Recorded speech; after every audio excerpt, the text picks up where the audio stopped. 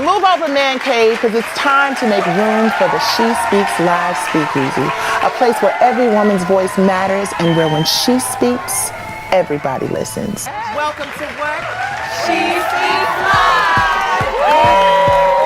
You ain't getting me in trouble now. I'm not. Andre's listening. I know he's listening. We've always been the lowest class citizens in this country. We've always been thought of as. Well, I'm saying, and treated as. And treated as. Let's be clear. We cannot change America because you said this has been going on a long time. Wait a minute, hold on. So why, we cannot change no, America. One of the oldest business in the game has been prostitution. Somebody somewhere knew that they had to sell something to put food on their It table. wasn't about how big your breast is, how fat your behind is. Right. It wasn't even about that. But it or how is much today, of your though. inside. Then why are we glorifying and stripping and going to jail? Agreed. We know a lot of smart people making some damn decisions. I'm not going to drop no names. Ladies and gentlemen, this is the soapbox, and I'm about to use it. Angela. Yes, let's jump into it. I'm going to start with you. You're one of the few African-American women who supports Donald Trump. Yep. Why?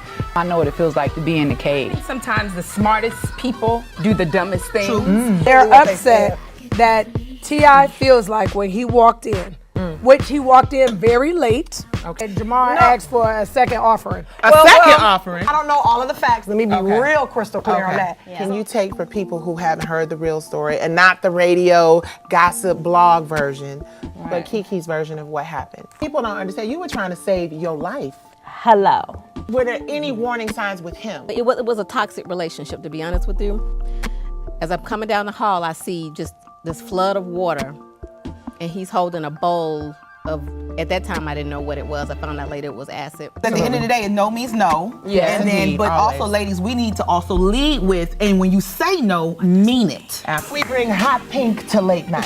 Why are we focused on reuniting illegal immigrants at the border when we need to be focused on reuniting our own families? I think black people are on the wrong side of the fight. I don't agree. There's this rumor that black women are angry. I think my biggest question is what is anger?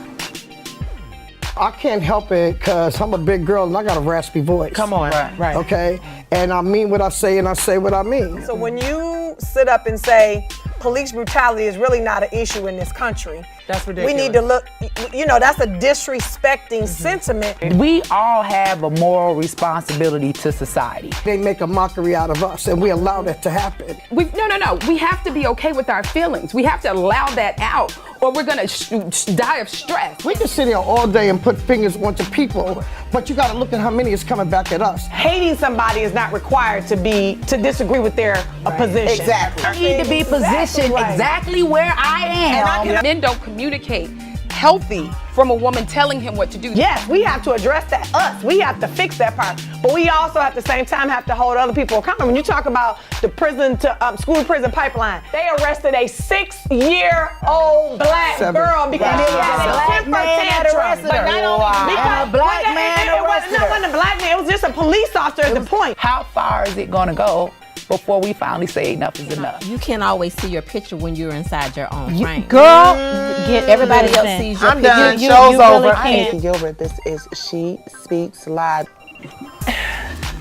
Thank you, beautiful.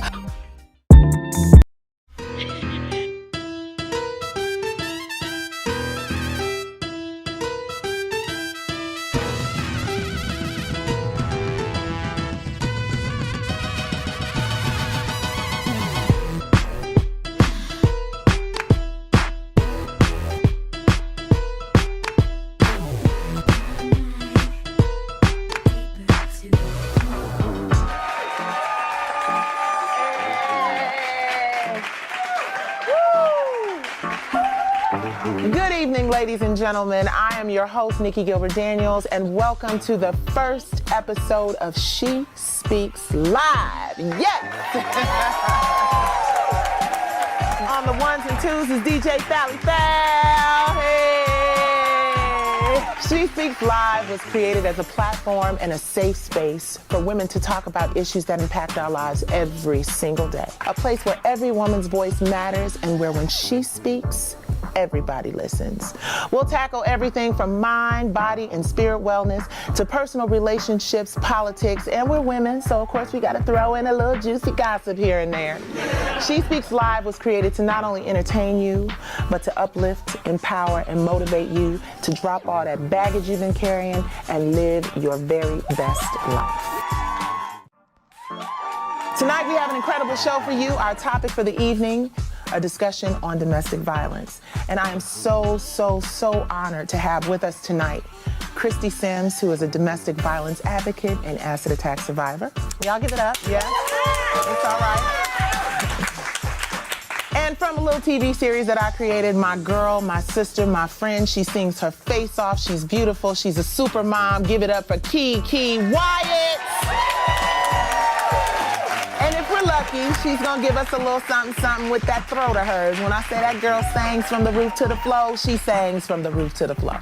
But before we get into Keke Wyatt, this is a little moment that I like to call the She Speaks Live Spotlight. And tonight in our She Speaks Live Spotlight, we have a brother who sings his face off, who happens to be Keke Wyatt's brother. So you thought Keke was only singing in the family? Not so much.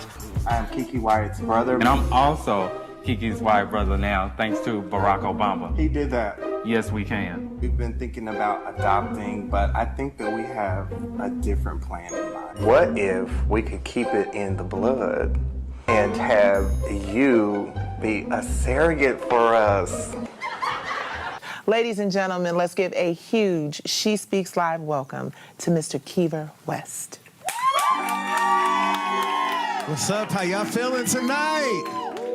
Now y'all gonna stick with me, right? Yeah. All right, I need y'all to be live with me. This song here is called Make Love, and it is on my EP entitled With Love by Kiever West. I hope you enjoy it. It's for the grown and sexy. Goes like this. Kissing, touching, loving, just me and you.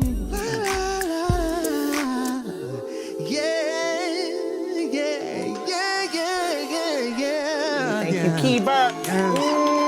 Thank you so can much. find Kiever's music on all platforms at Kiever West. Thank you for blessing us with a moment, and we're going to talk to your sister in a minute. Awesome. But before we get to Keke Wyatt, I'm moving on over to the Hot Topics table with my Hot Topics co-host, Shanita Foster, Christine B., Stacey J. Johnson. DJ Fally Fowl, take us out, boo.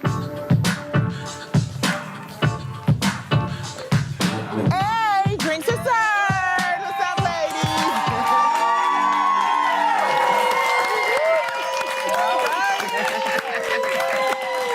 Woo, first episode. Welcome back to She Speaks Live. I'm your host, Nikki Gilbert-Daniels. And before we bring out our VIP speakers, I have to introduce my beautiful, fly, smart, and very opinionated co-host who are here to help keep us up to date on the latest in politics, culture, and community. She hosts the Perspectives show on 9:10 a.m., and she is the former chief of staff of the city of Detroit. Please welcome my Detroit versus everybody sister, Miss Christine Beatty. And while we're talking about Detroit, she is a TV personality, serial entrepreneur, and the author of Girl, I'm Not Trippin', I'm Depressed. Did I mention she was a doctor and an ambassador? Let's give it up for my Detroit sister, Miss Shanita Foster. And of course, no panel nowhere, any place on the earth would be complete without relationships expert, best-selling author of Date Girl, 143 Reasons. Damn, that's a lot. It used to why be women should date. It used to be 170. Okay, Yeah. Date Girl, 143 Reasons Why Women Should Date Multiple Men. Give it up for Stacey J. Johnson. Now, ladies, before we start arguing, debating intelligently, I want to do a toast and invite the people into our little world. So, welcome to what? She Speaks Live! Woo!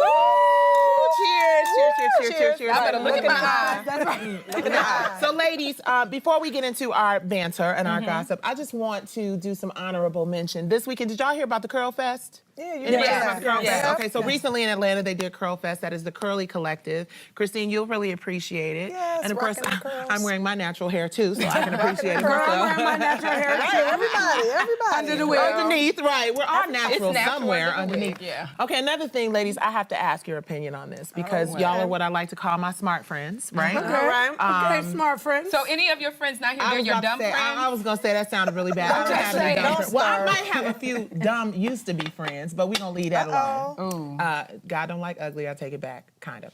But so Shanita, we were talking earlier before we started recording, and we were talking about the Kanye West. What is it called? Sunday service. Sunday service. Oh, Kanye West Sunday so. What do you think about that? I think that when you put Pastor Jamal Bryant and Kanye West in the same room, you're gonna save a lot of sinners. No, I'm joking. No, it's facts. I mean, but that's what church is supposed to. That's what church is supposed to be. I think they're just putting too much emphasis on him coming into the church and not more so on what it's supposed to do, which is to save lives, bring people closer to God. I personally don't have a problem with it. I just believe that most people try to make the pastor God. They forget that the pastor is man and that they make mistakes. And so no one is perfect. So I don't know what the uproar is, but I think they was more mad that Jamal asked for a second offering. A second offering? Well, no. But here's what people, and I kind Leave of my Morehouse brother alone, y'all. Look, no, I listened to kind of the feedback about it. It was more about, and this is where anybody that can bring folks to God, I'm all for it, right? Absolutely. You know, I have no issues with that. The problem is, and this is what a lot of churches now are talking about, which is preaching this prosperity gospel. Meaning, if you do all the right things, then you can be wealthy like me. If you're not wealthy because wait. No, then the thing is, clearly, if I'm not doing, if I've not attained that same prosperity all these other people, then I must not be doing something right. That's what the prosperity gospel is about. Right. That's how, if you give, you do this, you all that. Everybody, it's not going to apply to everybody. Right. Everybody's life is not going to end up a millionaire. It's just not going to happen. But Jamal doesn't preach that though. I didn't say he did. I didn't say he did. One of them got a jet or two, everybody. No, they do preach the prosperity gospel, but and not just them. All churches mostly do it. What I'm saying is, I disagree. Yes, they do. That's what the whole. I've been on a whole church tour. Okay, but regardless, I've been to a whole church. So my point is, but my point is, a whole church. No, I've been to multiple churches. Are there half churches? But my point is.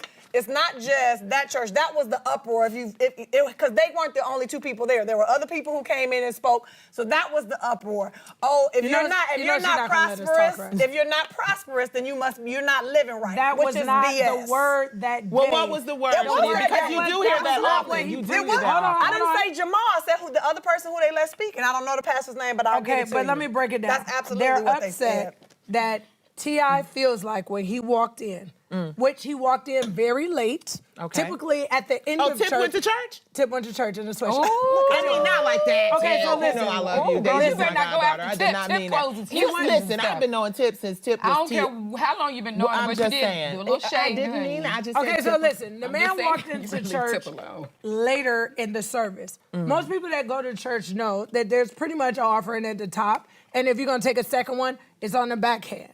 They walked on the back end. They walked in on the back end. Now, here's where I agree with one of my friends who I took to New Birth the next week. I'm confused that we have this take mentality or get something for free. I don't have a problem with Jamal asking for 1, 2, 3, 4 offerings. Let me explain to you why. That man went into a church that was already in debt. That church is in debt about $3.5 million, okay? Let's start there. Number 2, how they supposed to keep them lights on? Allegedly it's about $1 million worth of lights. Allegedly. Listen, it's $1 million worth of lights in New Birth. They got a whole praise and worship team. Trust and believe he got a salary, folks. So whatever they was broke about, he getting paid. But any job that you do, you get paid. Right, but I'm just saying, so don't say because they're so broke. They brought him in, so they have some money. The point is, though, I'm not knocking him or anything. But you didn't even let me finish. The whole thing. I'm just saying, though, let's make that point. The offering. He didn't just walk in off the street like I'm a good soul. I would like to make a point. What is your point, Stacey? He getting paid. Jamal is now dating his ex-wife. I know, right? Who's on the show. So leave it to Stacey to bring it back to dating. So what do you think? Okay, that's she just went live. Let me tell you something.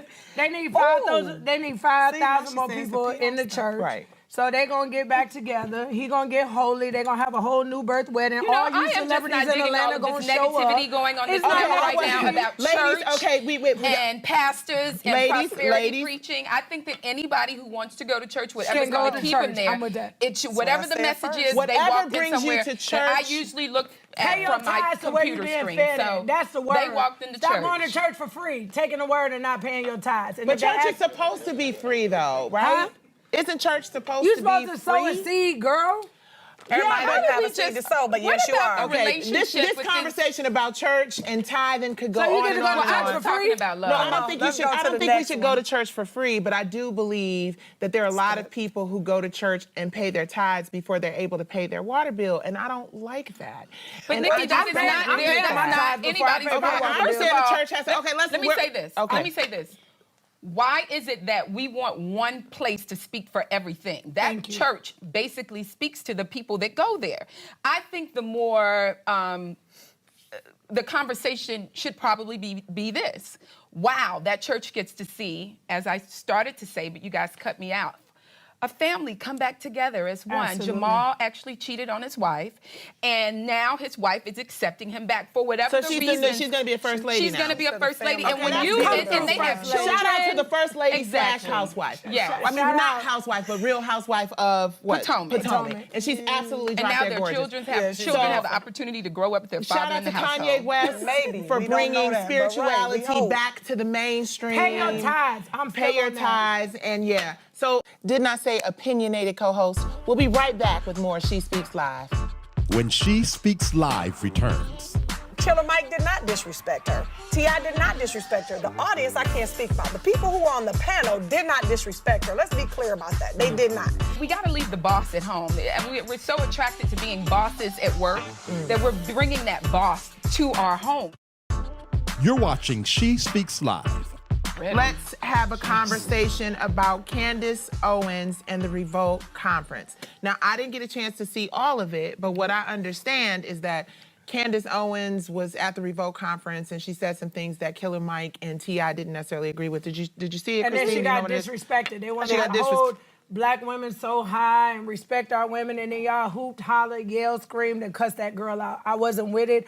I feel like we keep saying that, you know, we should come together as people and everyone should have an opinion. And from what I've seen, you know, we debated about this a little bit off camera. From majority of what I've seen, I did see a clip where she got to get everything out, and I actually like what she said, and then they actually agreed with what she said. But majority of the time that this woman was trying to speak, people were screaming and yelling and cussing, and it wasn't positive to me. I think we're at a place now where everybody wants us to all agree just because we black. I agree. And I don't think that that's cool. I don't think that you want to close the voice of someone that doesn't agree with black people. If that girl don't agree, she should be allowed to disagree and in a respectful way. And that leads me to my next question, which is for Christine Beatty. Yes, ma'am. How do we create safe spaces for people to have honest political dialogue despite their party affiliations? Well, like Shanita just mentioned, people hollering and hooping. And I think we have to always remember this. Because I'm like this. I can be aggressive in my conversation. You know, we laugh and joke about it on but the you know panel. what you're talking about. No, I'm just saying we laugh and joke about it on the panel. But yeah, you know, all of us are very forceful with our opinions when we feel like, okay, I want to get my point across. Here's the challenge, though. And I think that's one side of the coin that people were hooping and hollering. The other side is people feel disrespected by what she says and what she talks about. So when you sit up and say, police brutality is really not an issue in this country. That's ridiculous. We need to look, you know, that's a disrespecting sentiment. But that doesn't mean she should be disrespected. I'll let you finish. I'll let you finish. And Killer Mike did not disrespect her. T.I. did not disrespect her. The audience, I can't speak about. The people who were on the panel did not disrespect her. Let's be clear about that. They did not. And when we talk about what, again, is being said, just because, and I say this all the time, I have a friend who I argue with, just because you're real soft with your words and you cut like a razor, you better come doesn't on. mean that you're not disrespectful. You better come so on. So if I say to you, yeah, you ain't SHIT. Right. You are You- HOE. And I'm calm. I still have totally I said it to you disrespected calmly. But when I said you ain't, but you're now angry. I'm real disrespectful because I've yelled. And again, I'm not taking away anything about people being disrespectful. I'm getting back to the question, which is how can we have a discourse and not be disrespectful? We have to first listen, which is what I just did. That's why I really want to hear your full point on this.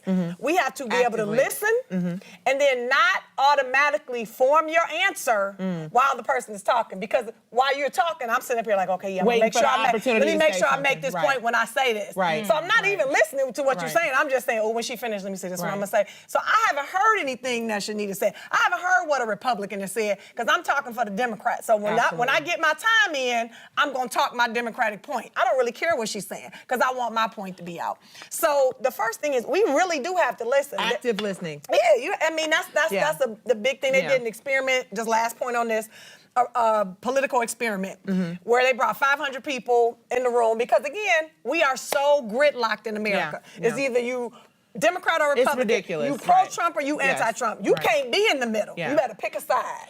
And especially as black, no, I'm saying that's what the sentiment is. Like you said, it's so much vitriol, as black people, everybody they want us to be very, I think you one-sided. So I think at the end of the day, though, Revolt knew why they were bringing. Absolutely. Candace To open up the conversation. Of course. And everybody to and open they up knew the exactly what conversation. they were doing.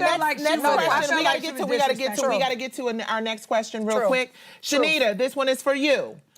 Atlanta's known for keeping up with the Joneses or the housewives or whatever you want to call it. And you travel in those circles, ma'am. So my question for you is, at what point does trying to keep up with the Joneses become unhealthy? And have you had a moment in your life where you felt like it became unhealthy for you? It's all the way unhealthy. I think we're creating a culture. Yes. A housewives, television, reality show culture where these people feel like this is the only way I could become successful. This is the only way that I can become seen. And so I think it's very unhealthy. You have people now that are getting on TV, I say for 2 quarters, but getting on for almost under minimum wage to sell their soul to feel like, you know, I'm on some television. money on the table, baby. Yeah, you know, sometimes you have to walk away and say, this is not for me. I love the Housewives. It's a successful brand, but I think people fail to realize, and I know facts, filmed their first season completely for free. They didn't get a single dollar to get on television. Allegedly, we can't put people in financial business in the street. I said it. I know this conversation, especially Housewives Atlanta, that whole thing could go on and on and on, but I cannot leave this conversation without giving Stacey the opportunity to tell us, speaking of the things that we do. I get an opportunity to say something. Oh my God. All of these Detroit girls. Don't take the time that I'm giving you to say something to talk about the fact that you ain't said nothing. But Stacey, what are the top 2 things that a woman who is looking to establish a healthy relationship with a man can do?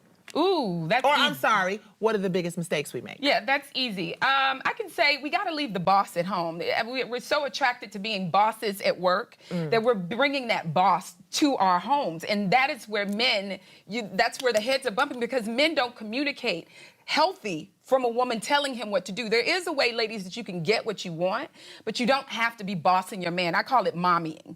You know, do this, do that, and then you may have the cupcake. No, there's a way that you communicate with your man instead of telling him what to do. Number 2, so you saying bow out? No, okay, number 2. I'm giving up the cupcake, good, bad, indifferent. Number 2. Wait. I'm just saying. It's okay. Okay.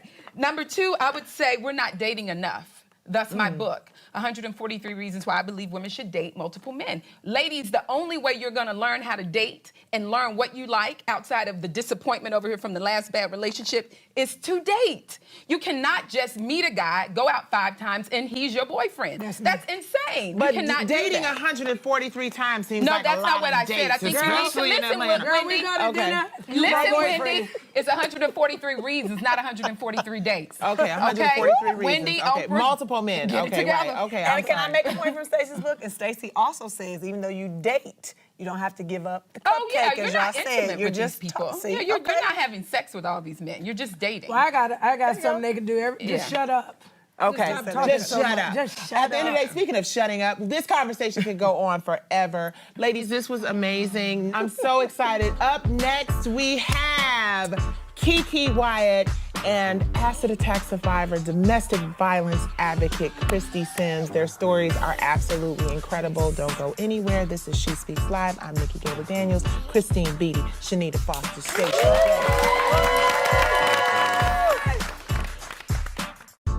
You're watching She Speaks Live. Many people have experienced or even watched their loved ones go through adolescent relationship abuse. Not only did he ruin my mother's life, but he helped ruin mine.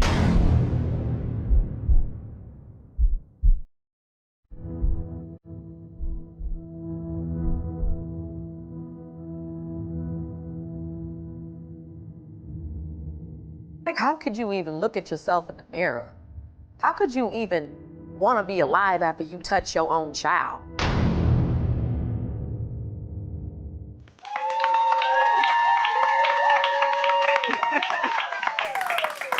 Welcome back to She Speaks Live. I'm your host, Nikki Gilbert-Daniels, and that was a clip from our upcoming documentary film, Broken Things.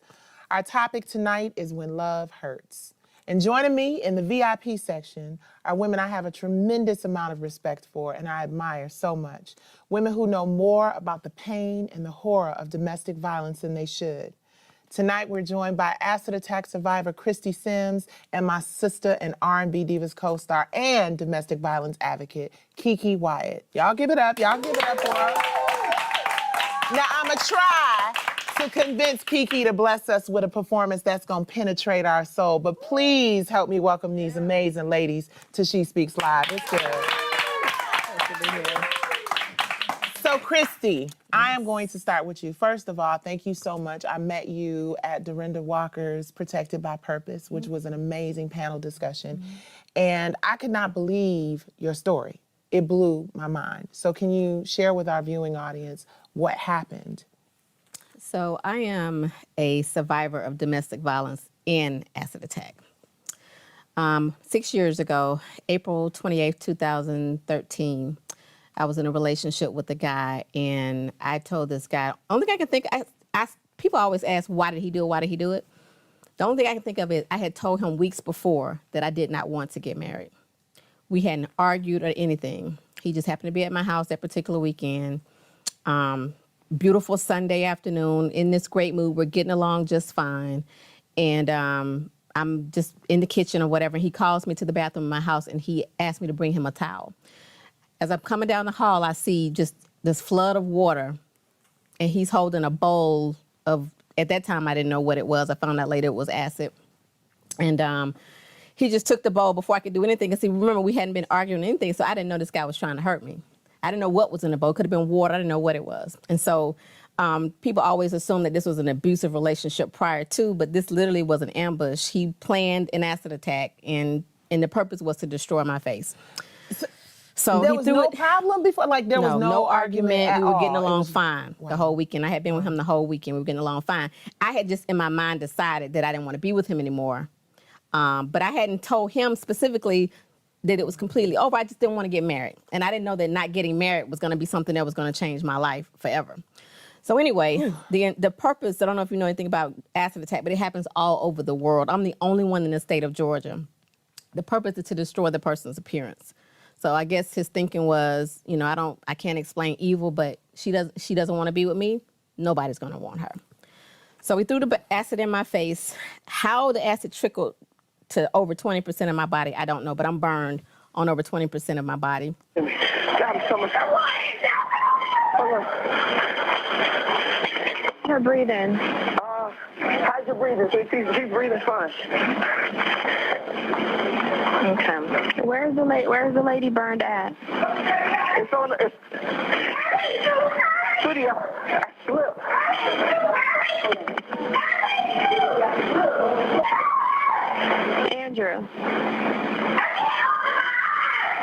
Andrew.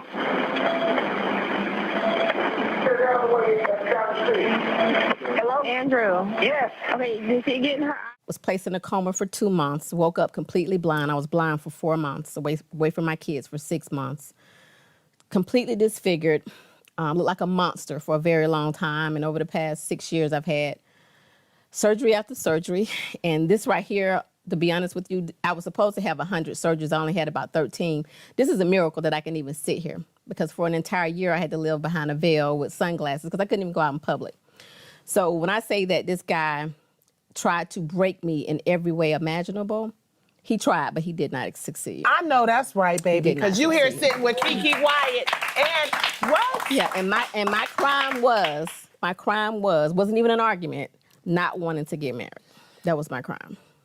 So was there, were there any warning signs with him? Like, not anything that you did, but was there, did he have I'm not to be funny, but was there a twitch? Was there, did you notice that there were certain moments where he would get, so there were signs? Thinking back, yeah, but you know what I tell people, because I'm an advocate, I go into school systems and this is what I teach, the warning signs. Yes. The controlling behavior, the jealousy. If I even looked at another guy, that was a problem.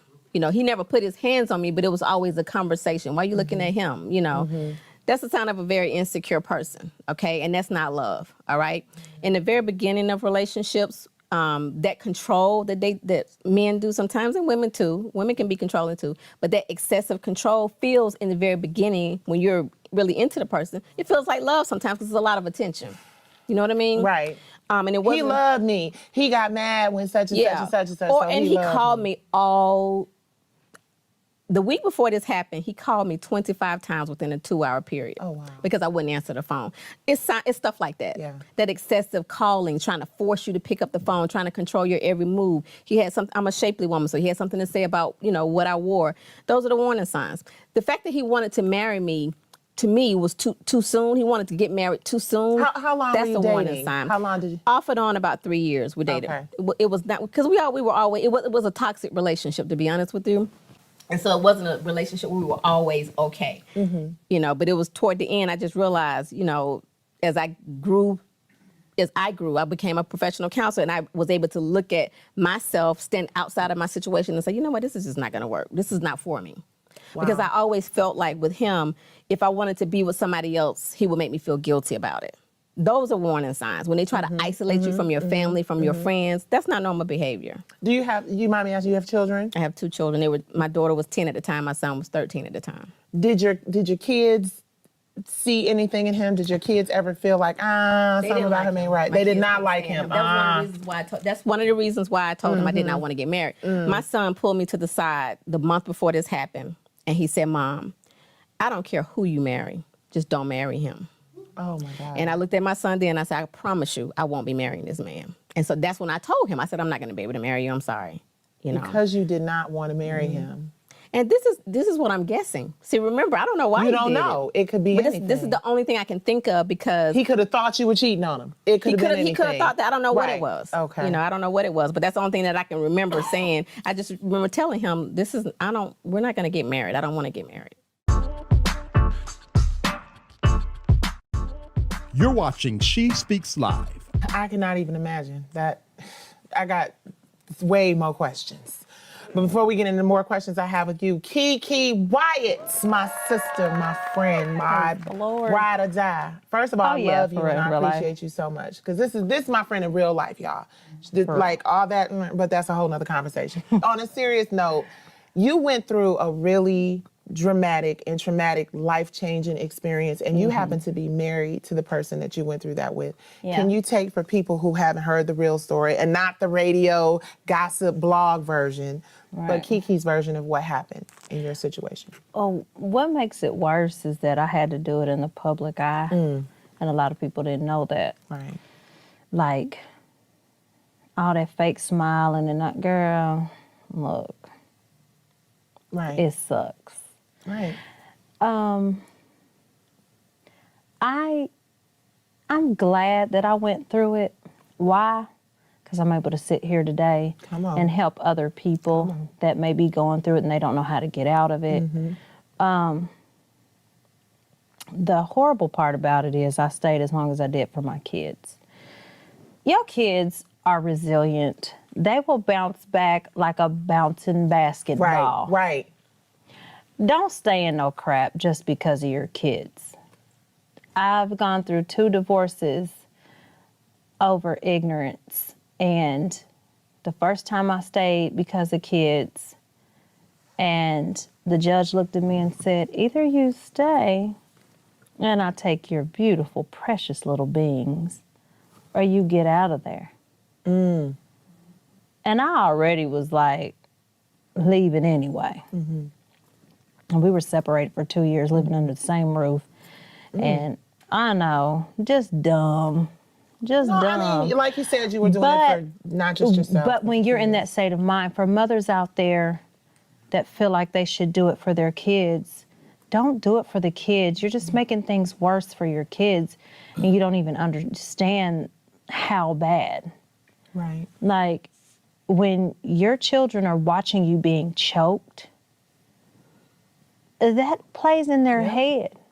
When your children are watching, you know, mommy and daddy go back and forth at it, boom, boom, boom, boom, boom, boom, boom, that's traumatic for children. Yeah. And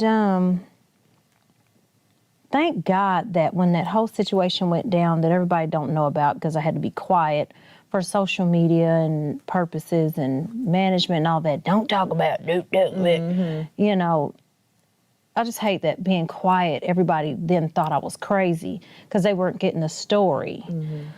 But I'm just glad, Bean, my oldest now, he was a little bitty feller. So it wasn't so bad then, but I was stupid enough and stayed for 9 more years. It's not stupid. It's love. And it's, I mean, you know, in hindsight, you see that it's stupid. But see, that's the thing. I didn't really love him like that. Oh, really? Oh, no, I didn't.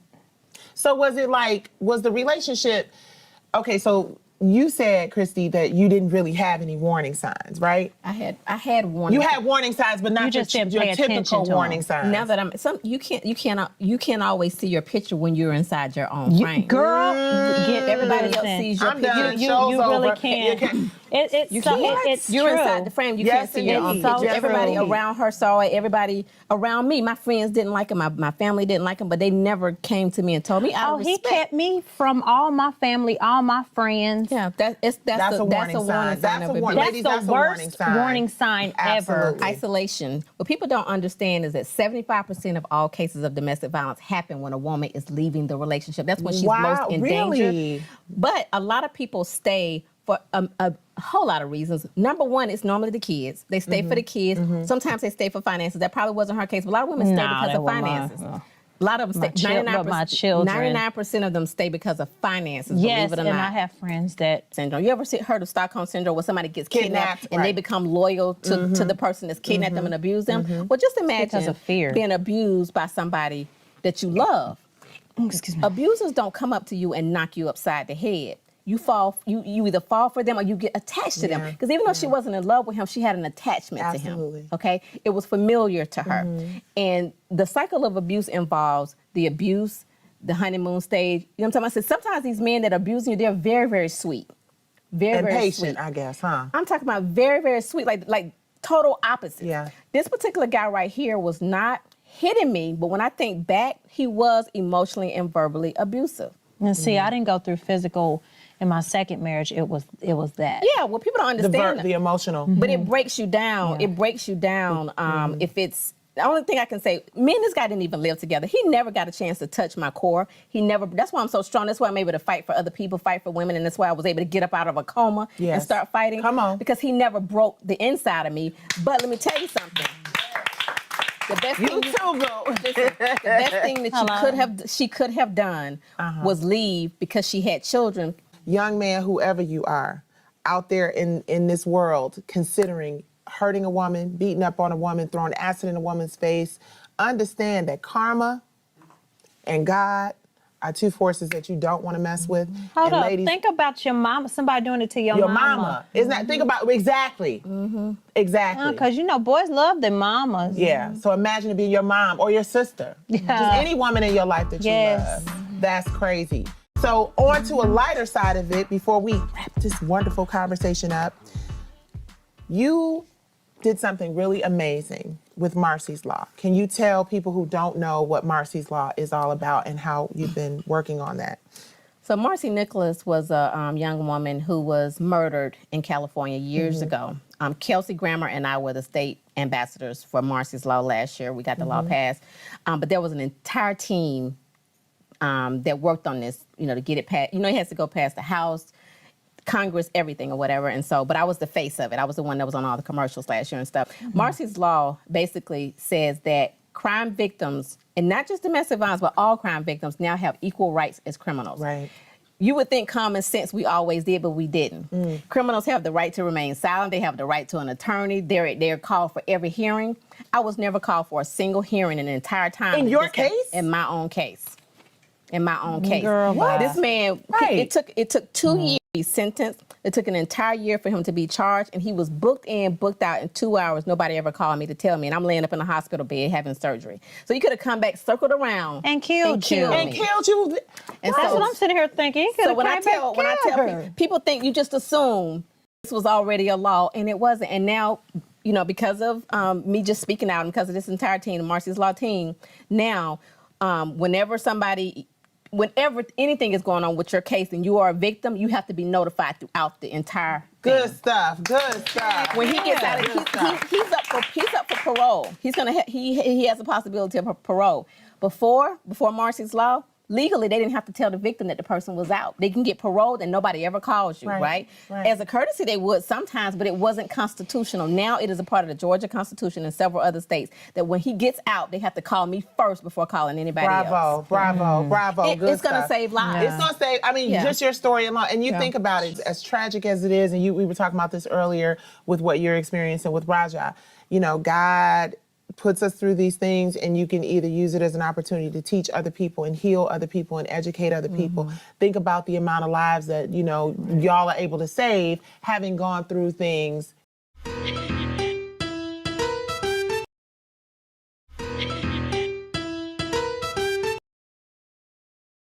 99% of them stay because of finances, Yes, believe it or and not. I have friends that... Syndrome. You ever heard of Stockholm Syndrome where somebody gets kidnapped and they become loyal to the person that's kidnapped them and abused them? Well, just imagine because of fear. Being abused by somebody that you love.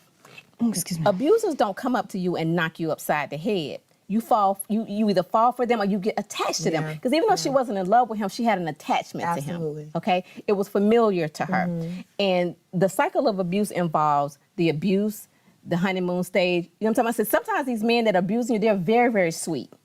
Very patient, sweet. I guess, huh? I'm talking about very, very sweet, like total opposite. Yeah. This particular guy right here was not hitting me, but when I think back, he was emotionally and verbally abusive. And see, I didn't go through physical in my second marriage. It was that. Yeah, well, people don't understand the emotional. But it breaks you down. Yeah. It breaks you down if it's... The only thing I can say, me and this guy didn't even live together. He never got a chance to touch my core. That's why I'm so strong. That's why I'm able to fight for other people, fight for women, and that's why I was able to get up out of a coma and start fighting. Come on. Because he never broke the inside of me. But let me tell you something. The best thing the best thing that she could have done was leave because she had children. Young man, whoever you are, out there in this world, considering hurting a woman, beating up on a woman, throwing acid in a woman's face, understand that karma and God are two forces that you don't want to mess with. Hold up, think about your mama, somebody doing it to your mama. Isn't that, think about, exactly. Exactly. Because boys love their mamas. Yeah, so imagine it being your mom or your sister. Just any woman in your life that you love. That's crazy. So on to a lighter side of it, before we wrap this wonderful conversation up, you did something really amazing with Marcy's Law. Can you tell people who don't know what Marcy's Law is all about and how you've been working on that? So Marcy Nicholas was a young woman who was murdered in California years ago. Kelsey Grammer and I were the state ambassadors for Marcy's Law last year. We got the law passed. But there was an entire team that worked on this, to get it passed. It has to go past the House, Congress, everything or whatever. And so, but I was the face of it. I was the one that was on all the commercials last year and stuff. Marcy's Law basically says that crime victims, and not just domestic violence, but all crime victims now have equal rights as criminals. Right. You would think common sense we always did, but we didn't. Criminals have the right to remain silent. They have the right to an attorney. They're called for every hearing. I was never called for a single hearing in the entire time. In your case? In my own case. in my own case. Girl, bye. This man, it took 2 years for him to be sentenced. It took an entire year for him to be charged, and he was booked in, booked out in 2 hours. Nobody ever called me to tell me, and I'm laying up in a hospital bed having surgery. So he could have come back, circled around, and killed you. me. And killed you. And that's what I'm sitting here thinking. He could So have when I came tell back, people think you just assume that this was already a law, and it wasn't. And now, you know, because of me just speaking out, and because of this entire team, the Marcy's Law team, now, whenever anything is going on with your case and you are a victim, you have to be notified throughout the entire thing. Good stuff. When he gets out, he's up for parole. He has a possibility of parole. Before Marcy's Law, legally, they didn't have to tell the victim that the person was out. They can get paroled and nobody ever calls you, right? As a courtesy, they would sometimes, but it wasn't constitutional. Now it is a part of the Georgia Constitution and several other states that when he gets out, they have to call me first before calling anybody else. Bravo. It's going to save lives. It's going to save, I mean, just your story alone. And you think about it, as tragic as it is, and we were talking about this earlier with what you're experiencing with Raja, you know, God puts us through these things, and you can either use it as an opportunity to teach other people and heal other people and educate other people. Think about the amount of lives that, you know, y'all are able to save having gone through things as high-profile celebrities, and you're also a very high-profile acid attack. I was seeing it everywhere, and how you can save people's lives. So I applaud both of you ladies for being warriors. Absolutely, for being warriors. And Keke, you got something to share. I said I want a little surprise for my friend, y'all. And my friend's sitting over here with a swollen belly. You know, and I just want to know. I mean, I'm not going to reveal your business. Here on swole. So is there something you would like to share with There's a whole human man in there. There's a whole human man in there? It is. And who is the lucky gentleman? Who is the father of that child? Well, that's the feller that I was telling y'all about. See? Why am I so into this story? And he's right there. Come on, brother. Come on. Oh, he ain't all that. No, just like. You know, baby. If he's look, we all got issues, but he loves my children, and they love him, and we're working through kinks because, like I said, you can know somebody for your whole life, but it's just different when you're in the home with them and you're just learning them and they're learning you. And I got a lot of walls and steps and stones and bricks and mortar. But you're worth every bit of it. And he's busting and he recognizes through. That. And he's busting through. That's more important. But I would have never had to go through none of it if you had to come on. In the first place, why didn't you just not be the rebound and be the Mr. Right Now Forever? But you are Mr. Well, Right Now he said that the Lord told him it wasn't time. Okay. And so I can't fight him over that, and I get it. Yeah. So, because I was a little girl. Yeah. So. Well, you love the fact is you got somebody who loves. Are you in a new relationship, Christy? Not right now. No. What do you have? Do you have anything coming up that you want to plug? I heard you have a new book coming this month, actually, right? Next month. And I'm getting October. We'll be in October when we. So this month. I'm getting it. So I travel. I speak professionally now. That's what I do, and I run a nonprofit, the Christy Sims Foundation. So. Okay. I do the work year round, but in October is when I travel the country and I speak at, I'm a college speaker primarily because that population, believe it or not, is very high in dating violence. Absolutely. So that and my book Flutter, people wonder what that name is about or whatever, but my story, because I've had an entire transformation, my story is compared sometimes to a caterpillar going to the butterfly, you know, because I was messed up, for some years. And so Flutter, if you would think about the butterfly, what makes the butterfly so beautiful is when that butterfly starts to fly. Yeah. So Flutter is what I'm doing right now. I've gotten through all of this foolishness, all of this mess or whatever. And so this book is about telling people how to thrive and grow through change. And y'all make sure you get her book, Flutter. Keke, you are on the road, singing everywhere, performing everywhere with the baby. Yes, and I have a new YouTube channel with a whole show on there. You need that, though. What's the title of the show? Plug. You don't want to tell on my... It's the Keke show. It's the Keke Wyatt show? It's a lot of stuff. But it's good stuff. It's good stuff, fun and YouTube is where and it's trying to go to the store with 8,000 children and. Oh, I love it. Oh, girl. I love it. I love it. So I love it. you know, just and my poor husband, trying, you know. Your lucky husband. Well, that too. Your lucky husband. You're blessed and fortunate. Both of you are blessed and fortunate. Yes. Both of you ladies have. It's just been such an honor to have this conversation. We could go on and on and on. Yes. So this conversation was super, super, super inspiring at the same time that it was heartbreaking. So I feel like it's so appropriate for me to ask my sister friend, Keke Siobhan. Don't tell my whole government. to give us something. Just a little something, something. Can you give us just a little something, something, sister friend, please? Just a little something. Okay. Thank you. Why you always do this to me? Because you can sing your face off and I love you. And so can you. So. Well, okay, but it's on you right now. So we're going to harmonize. Oh, you going to put me on the spot? No, because I can't harmonize the runs you're doing, Keke. So I just won't do no shut up and run. sing. You gonna run. I'm listening. Why should I feel discouraged? And why should the shadows come? And why should my heart be lonely and long? For heaven my home. When Jesus is my portion, a constant friend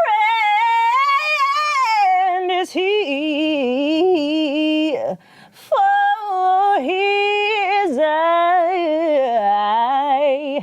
is on the sparrow,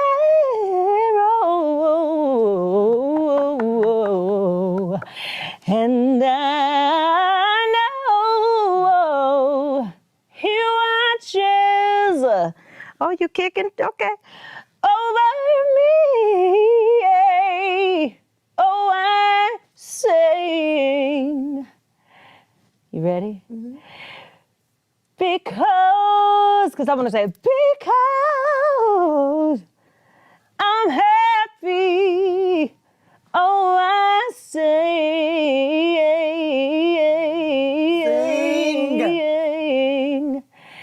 Because I was going to say, because you Oh, because. Thank you. Yeah, I'm free. For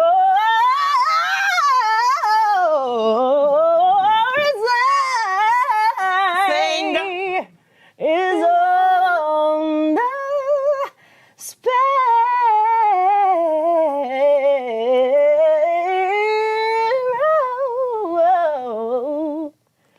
and I know.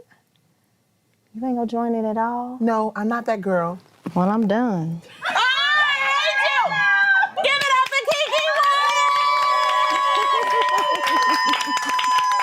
You trying to make me that girl that was in that show? Well, I'm gonna sing after Keke. I ain't no fool girl. No, I'm not the fool. Who was the girl who was in that? You know what I'm talking about, that video of that girl. Y'all know what I'm talking about? See, that won't be me. Not today. Thank you, my sister. I love you so much. Thank you so much, Christy. Thank you. Ladies, if you are in a situation where you feel that your man either could potentially become dangerous or if he is dangerous, don't just stay for the children. I know it's easier said than done. But what is that, Keke? Get the hell out of there. That's right. Give it up for Keke, Wyatt, and Christy. And why should my heart... This is a little moment that I like to call the She Speaks Live Spotlight. And tonight in our She Speaks Live Spotlight, we have a brother who sings his face off, who happens to be Keke Wyatt's brother. So you thought Keke was only singing the family? Not so much. I'm Keke Wyatt's brother. And I'm also Keke's Wyatt brother now, thanks to Barack Obama. He did that. Yes, we can. We've been thinking about adopting, but I think that we have a different plan in mind. What if we could keep it in the blood and have you be a surrogate for us. Ladies and gentlemen, let's give a huge She Speaks Live welcome to Mr. Keke West. What's up? How y'all feeling tonight? Now y'all gonna stick with me, right? All right, I need y'all to be live with me. This song here is called Make Love, and it is on my EP entitled With Love by Keke West. I hope you enjoy it. It's for the grown and sexy. Goes like this. Kissing, touching, loving, just me and you.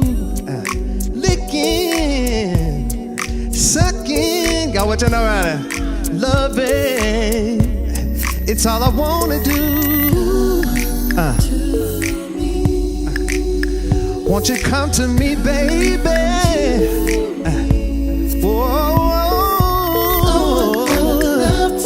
Oh yeah. Y'all feeling this? Yeah, yeah.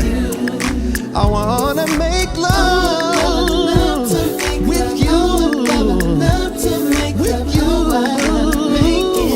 Yeah. Yeah. Make love to you. Yeah. Baby, hold me, caress me all night long. Tell me you own it, you want it till the break of dawn. Yeah, I love how loud that music is. Woo. Yeah, yeah, yeah. Woo. Yeah. Make love. I wanna make love with you, baby. Yeah,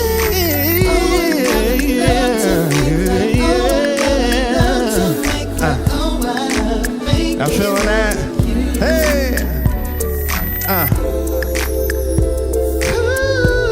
Ooh, yeah. Oh yeah, baby. Yeah, yeah. Oh.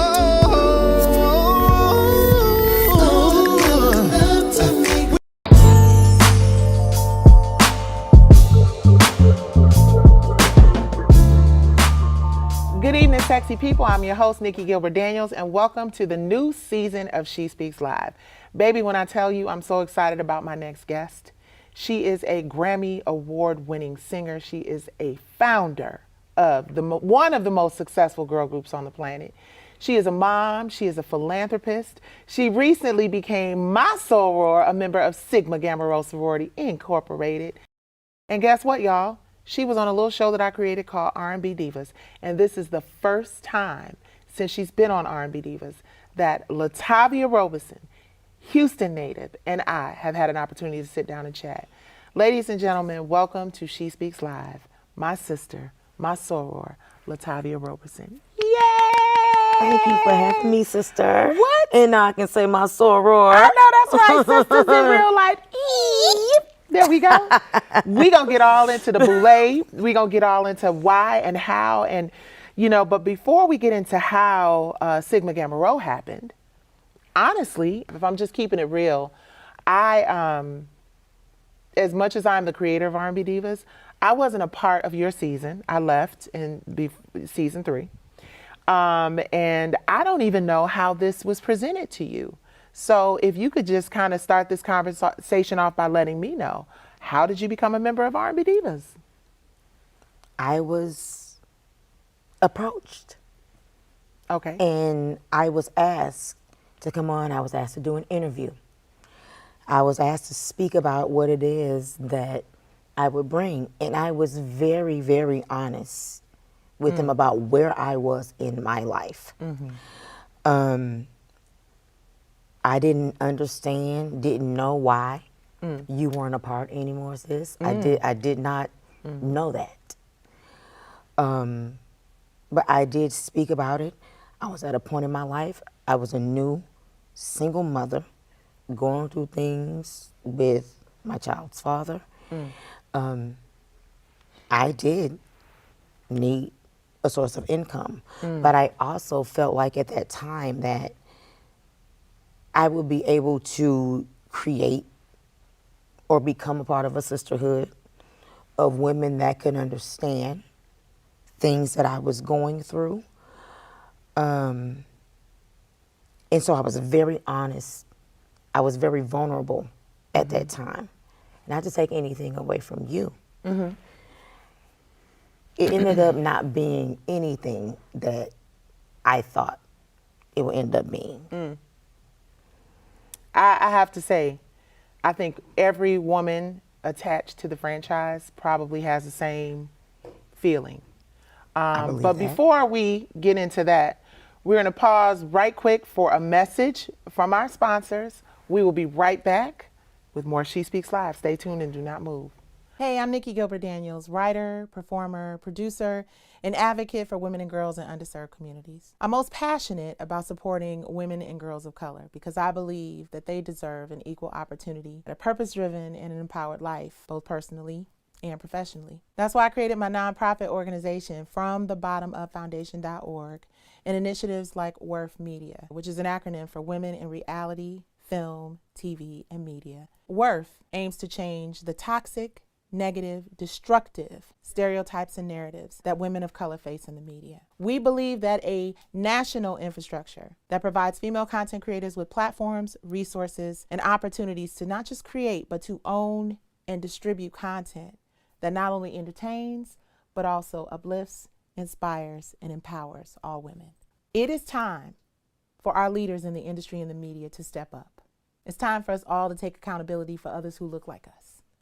It's time for us to have equitable partnerships and opportunities to truly build legacy for our future generations. WORF Media is positioning itself to be proactive versus reactive. At WORF Media, we believe that content is both king and queen, and those who create it should be treated as such, and at the very least, treated as equals. We welcome all who believe in our mission to entertain, educate, inspire, and build generational wealth and wellness in our communities. And we're going to do it together with you using the most powerful tool in the universe, the media. Please subscribe to worthmedia.com now, and please subscribe to follow my personal journey to fight for worth. Thank you for listening.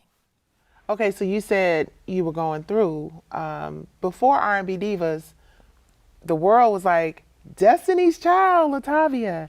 Can you explain, like, in more detail when you say going through it, what it was? Everyone knows, or maybe they don't, that I was one of the founding members of Destiny's Child. But at this point in time in my life, I needed a platform to try to do things. Not so much on the, I'm about to put out an album. I'm about to do all that. Everything that the world expects of me. I go against the grain. I don't do what society thinks that I should do. I've never been that person. Right. So with my real life and with me getting my interview and what I said, I was not told that if I was not trying to be on the show to try to promote an album or anything like that, that I was going to be basically thrown underneath the damn bus. And when you say thrown underneath the bus, what do you mean exactly? Because when they asked me about singing, I was just like, I'm not confident right now to sing right now. I felt like I had been blackballed. I never wanted to be a singer in the first place. Really? Never. Really? No. Hot child, you a Destiny's Child. You ain't want to be no singer? No, I didn't. No. And okay. I got a lot of backlash from that because it's just like, how she on R&B Divas and she ain't trying to sing. Okay, well, I am an R&B diva, first of all. I have 2 Grammys, I have NAACP awards, I have MTV awards, I have all that. The accolades go down the line. Right. So to me, we were all divas in our right. I am an R&B diva because I came from R&B. Yes. because I didn't want to, I guess, fake these shows and the fake rehearsals and all of that, I let everybody know I didn't have a fear of singing. I wasn't ready. I can respect that. And I was told that, hey, this can be a community of women and all of that. And because I went there, well, why is she on here? If she ain't about to sing, then why is she on here? And I did not see that until I saw everything played back. So you felt like while you were in the moments of of recording the show, it felt like support, it felt like love, and then like you see everything back, and it's like and the talking head pieces, the pieces that you weren't a part of. Yeah. And conversations you weren't a part of. Yeah. Okay, so your cast in R&B Divas, just so we're clear, was Angie Stone, Selena Johnson, Keke Wyatt, Monifa, Mila, and you. Myself. Who did you feel, did anybody reach out to you in terms of like offering to help or offering to support you? Well, me and Mila have been girls. Okay, so you and Mila had relationships. From wherever. It seemed like y'all were close. I know all of the women that were on the show. But I felt bombarded, maybe because I was the only Grammy Award winner on the show. Nobody showed Mila saying, why y'all on her ass? And she got trophies that all of us want to possess. Oh, Mila actually said that? Oh, yeah. Oh, but that didn't get played. Of course not. Yeah, they don't do that. Right. I got showed as being this, oh, she don't want to sing, she didn't do this. Well, why she did? Nobody showed when I clapped back at nobody. They showed me being just this little, That's what I got portrayed as. And I'm like, wait a minute, this little moccasin got a lot of in her. Yeah. And I really did not appreciate the way that I was portrayed. And I was going through a lot. And then it's all like underneath the table, hey, let's get this scene. What?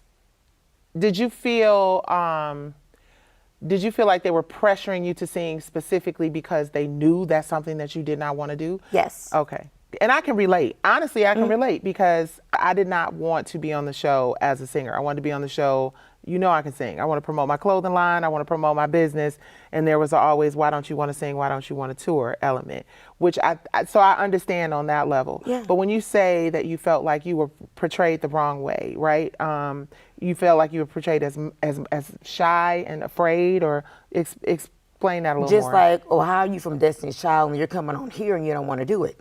Guess what? Had I been in the studio pursuing my own project or whatever, Angie Stone writing a song that I wasn't particularly a fan of or anything, or the fake, to me is what I felt like fake ass rehearsals and all Why that. do you say fake rehearsals? Because every time we would do it and it would be doing that, we talked about everybody's lives. We didn't rehearse. Ah. Okay, so how was I gonna learn a song? And y'all know that I'm the timid one about when it comes to that. But then I got me, oh, well, she don't want to do this. She the one that don't want to do that. And I was just, why am I being portrayed as this person? Y'all ain't trying to help me. Y'all trying to get scenes. So you felt like you were specifically I don't want to put words in your mouth, but what did the reason, if you had to think back and reflect? Initially, you felt like you were going on the show because you're like, hey, this is a great opportunity for me to take my career to the next level, to meet these women, for us to work together, form a sisterhood. What do you feel like you got? I got that, oh, if you don't go and sing on this show and be a part of this song that Angie Stone wrote, then you're not being a team player. That's not what I signed up for. It was supposed to be about me being a single mother and me going through all of that stuff, me getting sisterhood, me being able to speak and be able to get support of the women. No, I don't feel like I got that. Do you feel like the producers supported you at all? Did you talk to any of the other producers? Yeah, I definitely feel that the producers supported me. I feel like the producers, and just like even from my, whatever, it was never between me and the girls, it was always management. I don't feel like it was between me and the girls. I feel like production made them attack me. Wow. Well, first of all, I know that feeling. So I know that what you're saying is not just you being emotional and erratic. I know the feeling.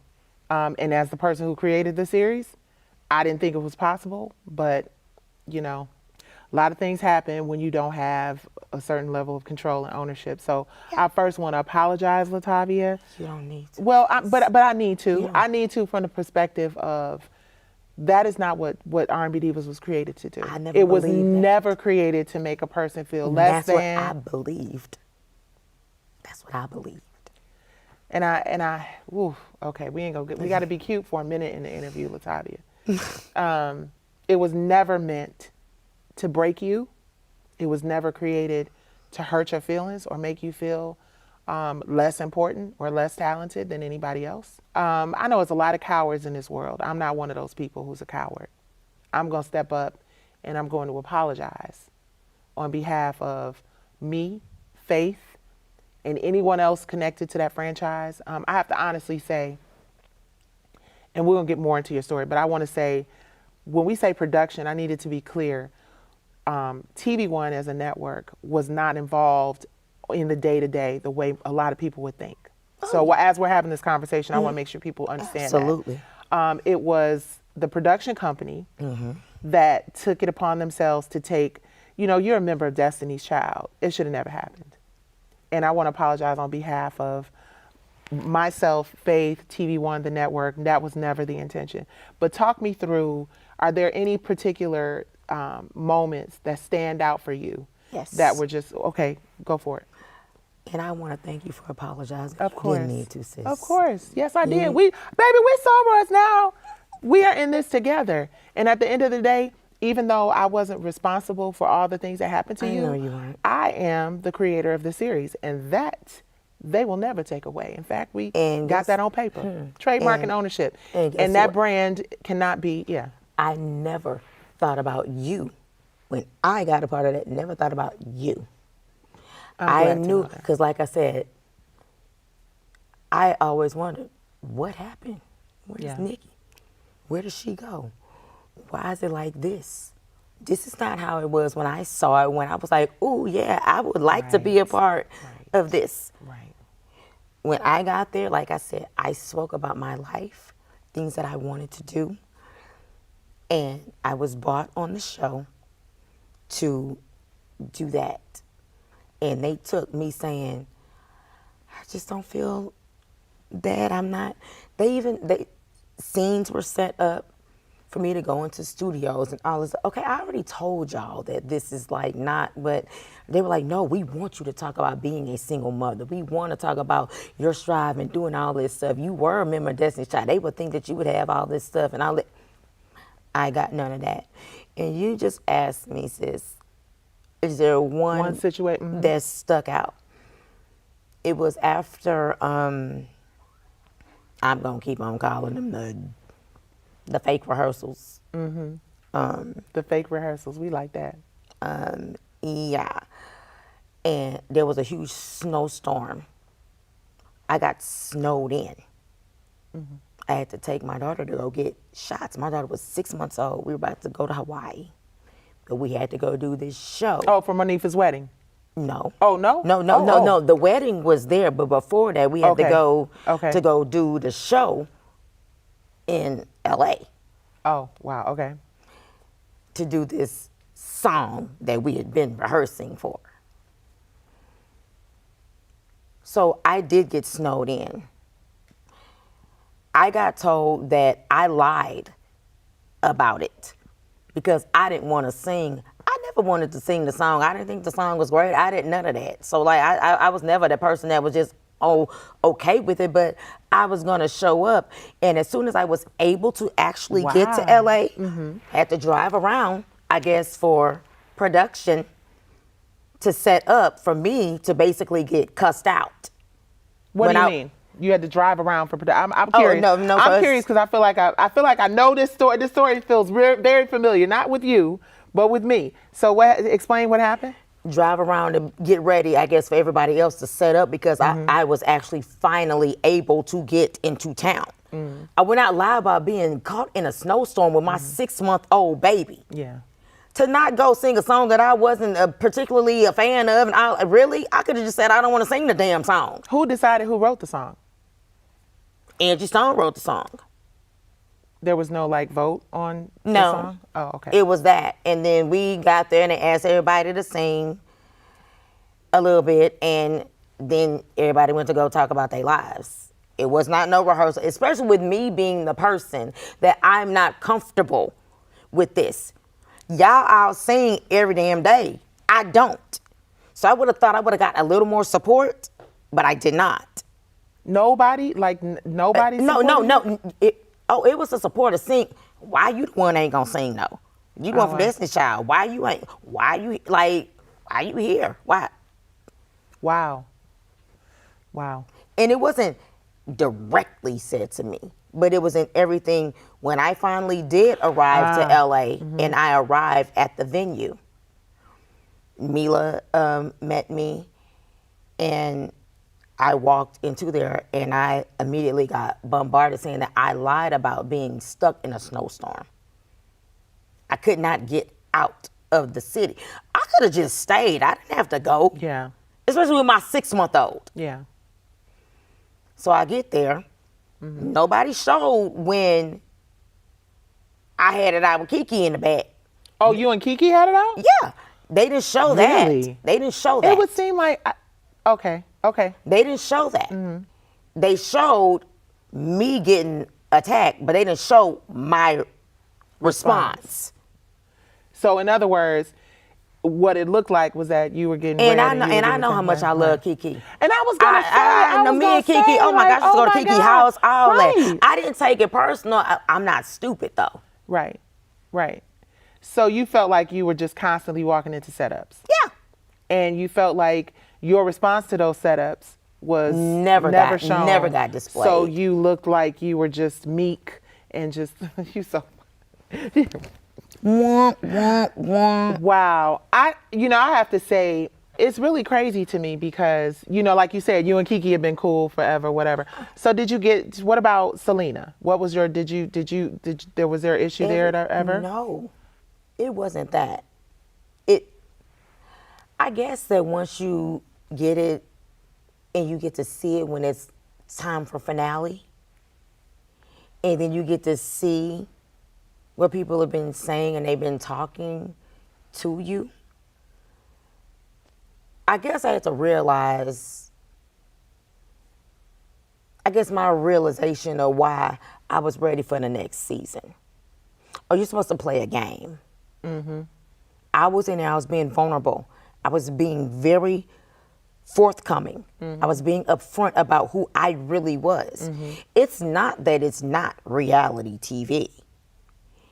It's a real situation, but they make people jug at you to get a rise out of it because everybody liked that drama. I was not trying to sign up for no drama. Right.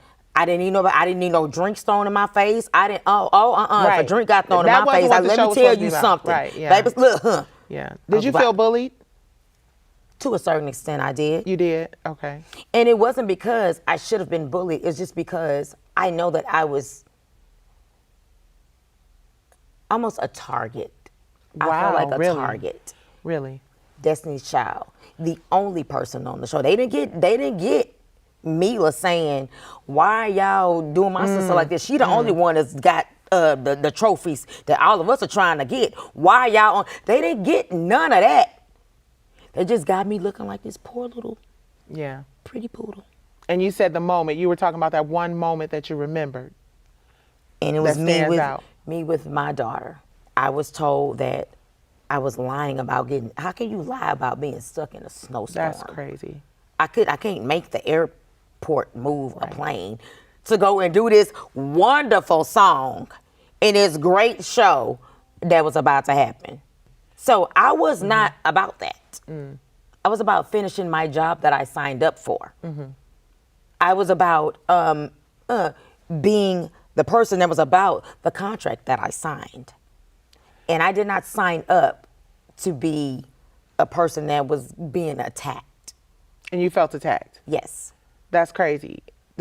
How does that make you feel when you're coming from your Destiny's Child experience in comparison? Did you feel ever at any point in that situation that way? Where you felt like it was sing Latavia, sing, or like people were pushing you to do? It was always that. It was always that. It was So always this was that. kind of triggering when you got in R&B Divas. And then for that to happen to me, thinking that I could have a different type of support that these women would understand. Instead, it's like, well, if you are the one that got this, like I said, they acknowledged that I had my awards and everything and all the platinums and this. But me being on there, oh, now we've been on here. We the OGs. Yeah, It's like, you felt like the new girl coming in, and instead of them welcoming you, you felt like you were no shade, but getting hazed almost. Yeah. Yeah. Okay. Hazed. That's a perfect word. You felt like you were being hazed. Yeah.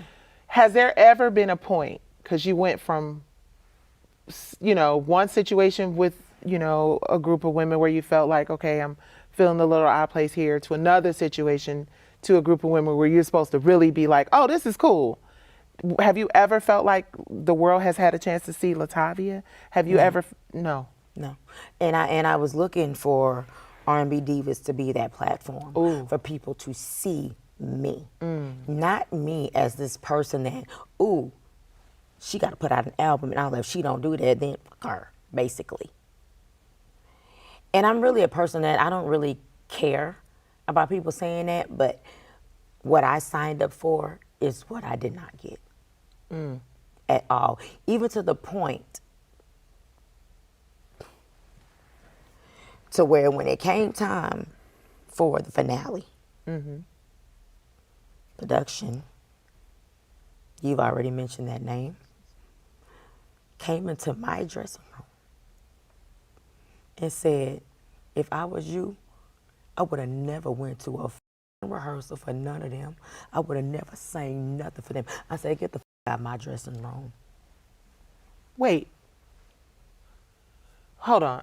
Yeah. Wait, let me process this. You told me. So you're saying that the whole time you felt bullied and treated a certain way about not participating in when the it was song time, and all this I was the other only stuff. person that was in there. Everybody was getting loud. I was like, nah, what they not gonna do is make it seem like I'm sitting up here drinking and about to be drunk and all this stuff or whatever. When I said, no, I need to be coherent when they want to talk to, I was not finna do what everybody else was doing. Oh, so you had an issue with because drinks on set has been a thing for a while that we. But when it was time for that to happen, for you to personally walk up into my room and said, I never would have went to none of one of them rehearsals.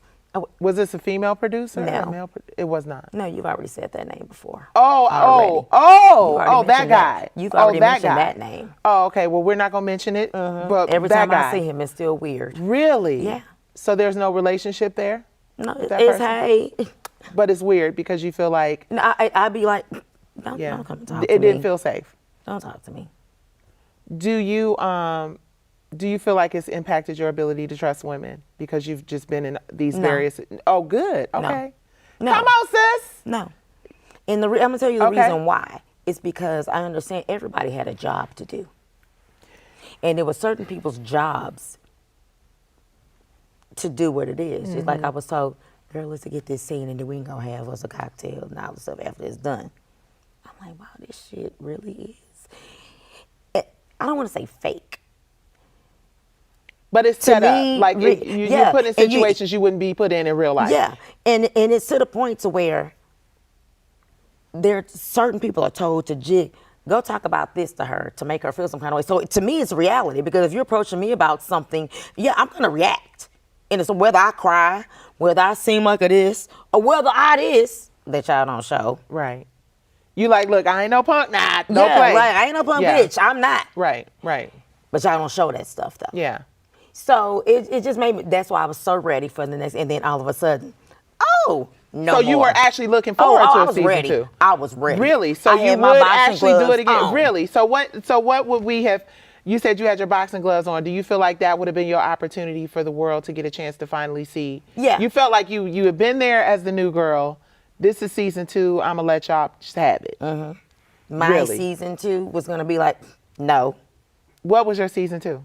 What would your season 2 have been? I'm curious. I don't know what would have been thrown Because we at might me. be doing, honey, listen. So let me just ask you right now while we're talking about it. If we do another season of R&B Divas without a culturally incompetent lens and producers that are starting Sugar Honey Iced Tea, would you be interested in having an opportunity to show the world more about who Latavia is and what you're doing right now? Or do you feel like that ship has sailed? There are always possibilities. Okay. I'm not someone that wants to be like, I'd rather be more in a production phase. Like I said, I ain't old, but I'm seasoned enough to where it's like, I don't need to be on there getting into spats with grown ass women. Like, Right. because no matter what is said about whatever, controversy has to be created. Yeah. And it does not mean that it is fake. But people are going to be asked to do certain things, to push certain buttons towards you to make you react some kind of way. I'm not a child. I have children. You have kids, baby. So what do you want the world to understand about Latavia? Like whether it's television, music, your products, your makeup products. What has been, two-part question. What has been your biggest lesson in both Destiny's Child and in R&B Divas, right? So answer that first. What your biggest lesson has been? It's one statement. I am who she is. Either take it or leave it. I do not need anybody to validate who I am. If I don't go and want to do a bullshit show and sing a song that I was then told, oh, I wouldn't have did it.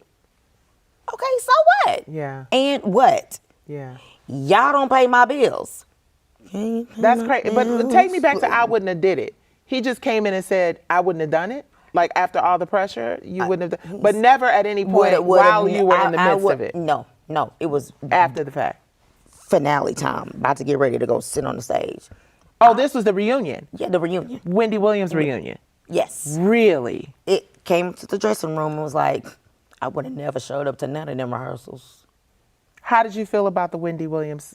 I mean, I thought it was huge. How did you feel about that? I love Wendy. Yeah, we love Wendy. Do. We love you. And she would always whisper in my ear, girl, look, I love you. I need your book. Like, she was always that person. I know that Wendy was doing her job. Yeah. It wasn't her bombarding me. Did she ask you questions that made you uncomfortable during the reunion? The whole time I was on there, I got.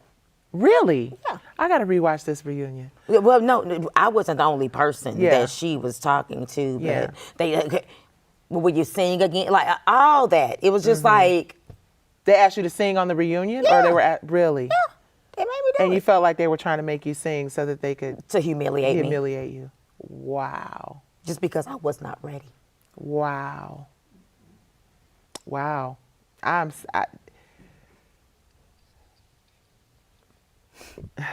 sorry. All I can say is no.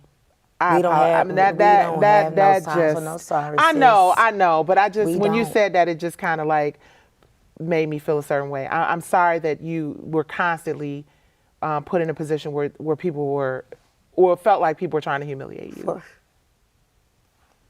For over a decade now. I've been trying to relive up the way that I was made look on that show. And the only thing that I was just very honest about who it is that I was. I don't want nobody to feel sorry for me. Thank you for giving me a platform to be able to say it. And now I can fucking let it go. I can let it go. Leave a shit what nobody got to say about me.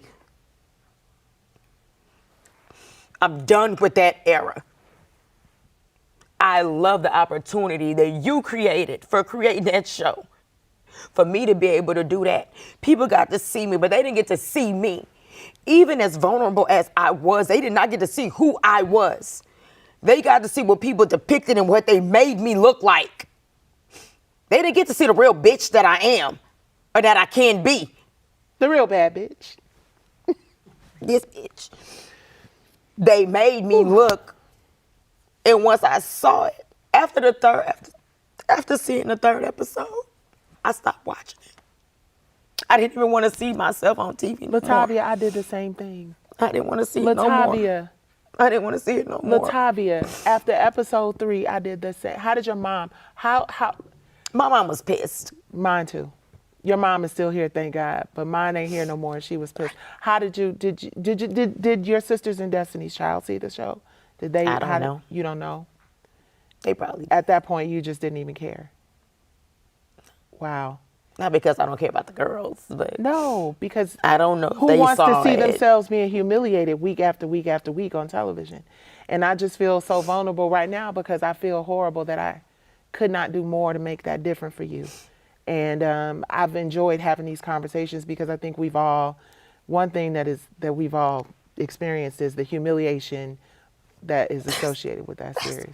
I was so humiliated.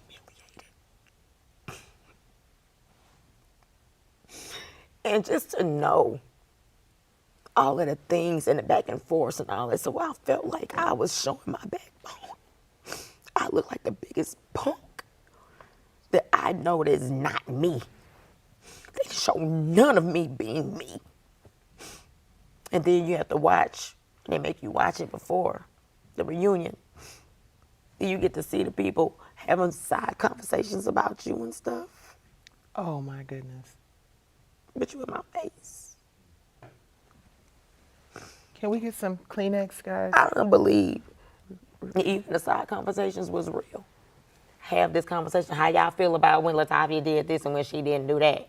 So you got to talk about it. I don't believe, like I said, I love every single woman that was on that show. Yes, yes. That's not what I'm saying. Yes. I just understand. That's why I was ready for you to ask me about how I was going to do it. I was going to play that game. You were going to, if the second season had come along, you were going to play the game? Mm-hmm.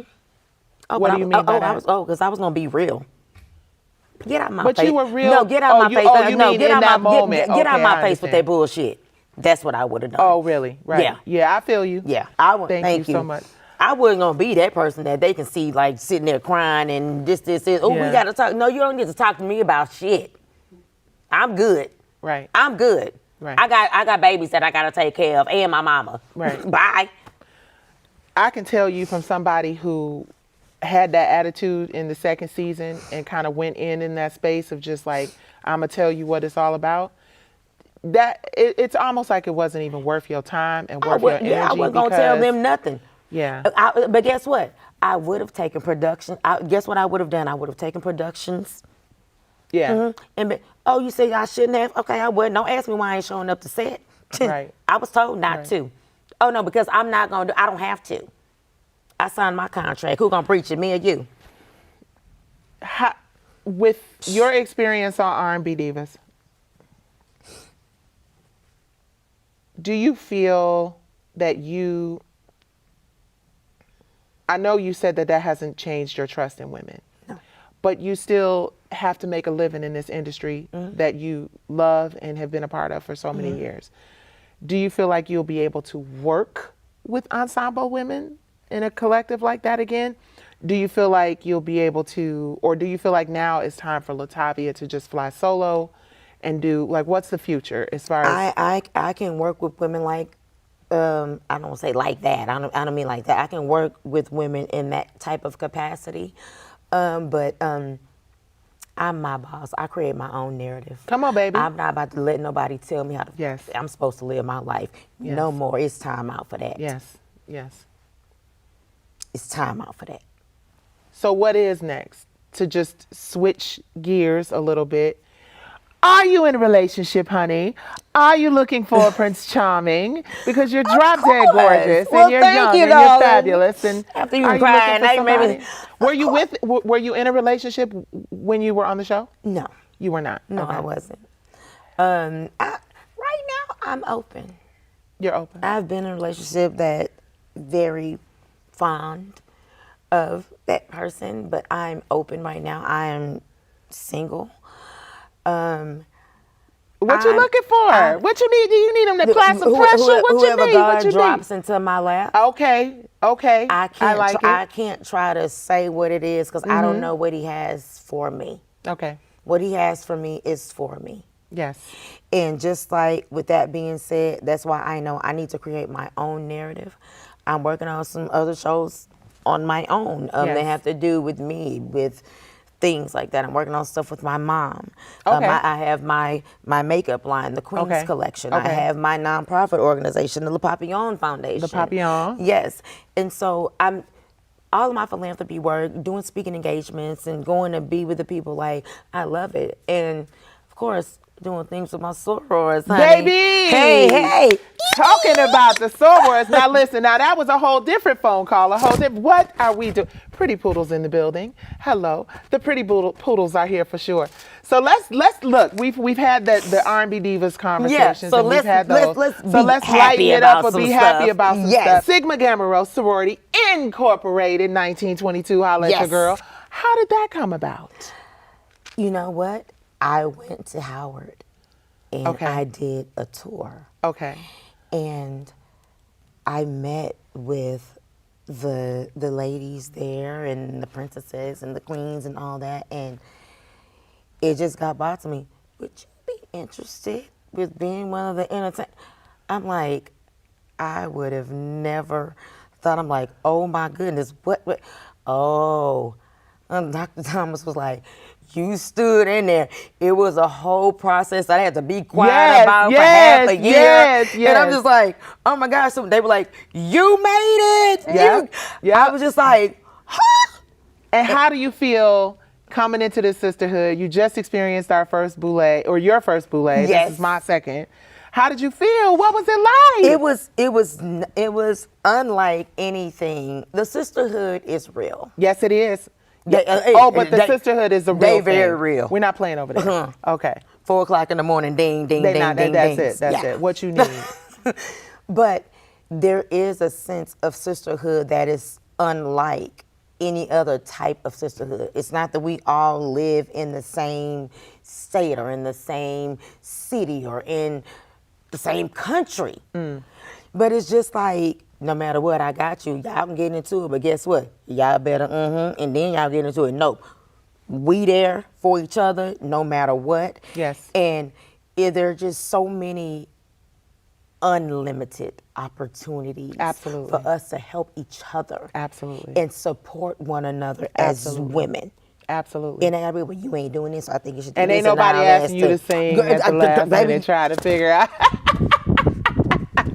And nobody is asking you, who gonna check me, boo? I love it. And the sisterhood is so real and it's so authentic. And I can tell you as somebody who has been a part of the organization since our centennial, 2022, that they show up for you.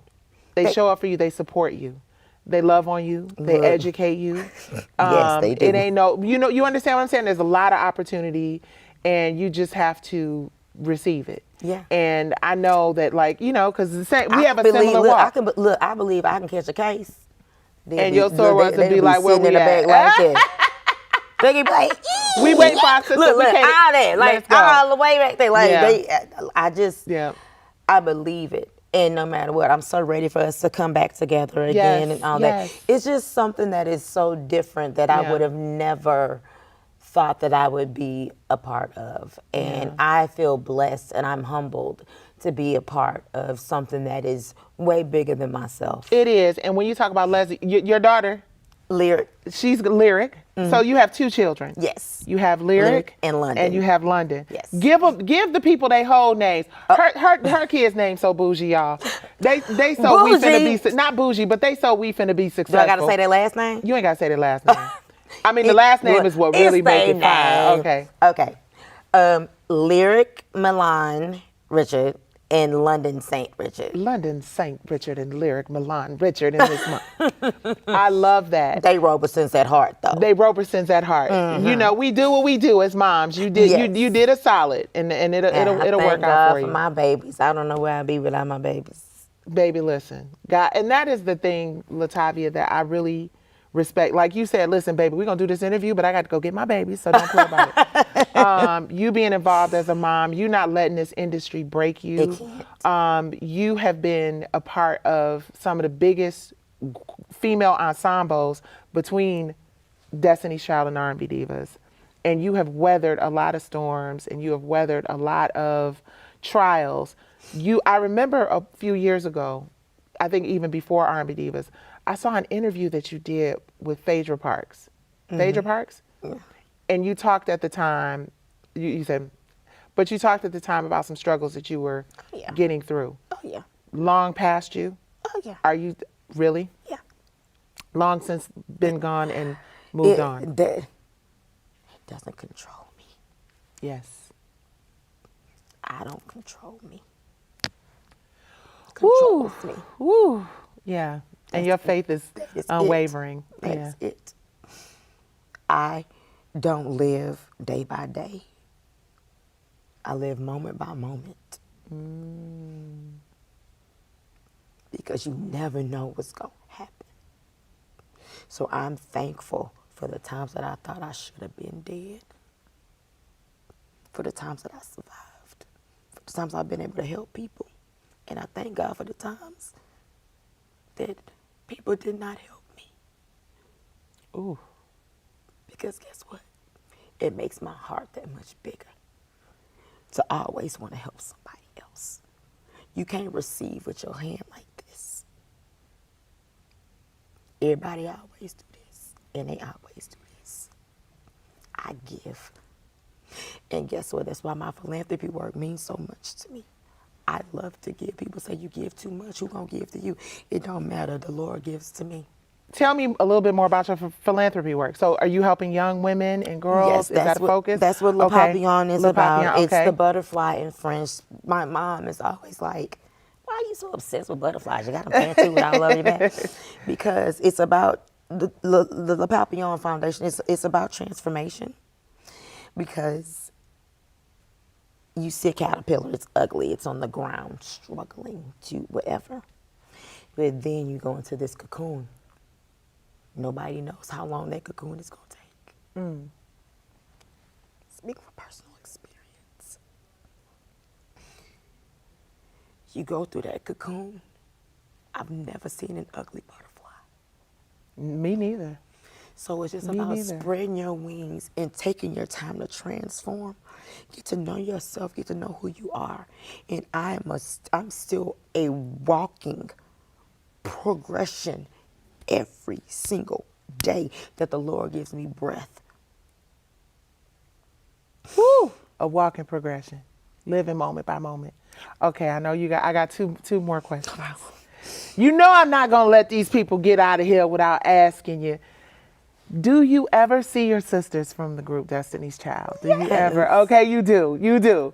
Have you had an opportunity to just celebrate that y'all are women and y'all have kids and y'all are, what is that like? It was the last time. I've seen the girls on different times. I've seen Beyonce actually more than the other girls. That's really crazy. Come on, B. And the last time we were together was at the Renaissance. And that was the first time in 26 years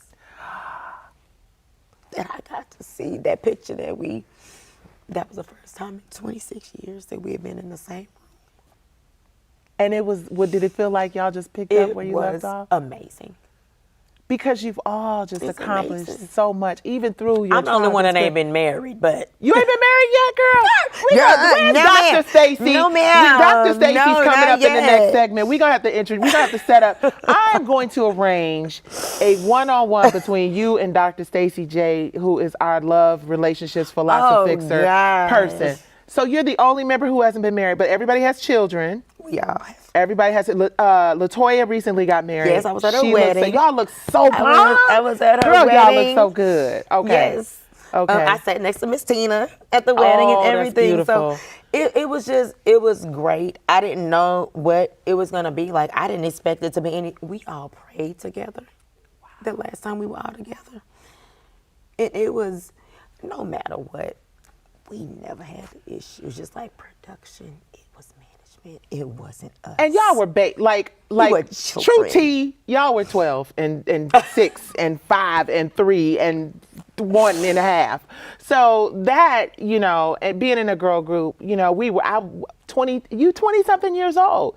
You've never been in a big situation like this before. Everybody's learning as they go along. Yeah. So that kind of doesn't count in terms of like any major issues because we were all learning together, right? And sitting in the circle praying together, like everybody went around. We all prayed for each other and for the situations that we were in. Wow. It was amazing. And guess what?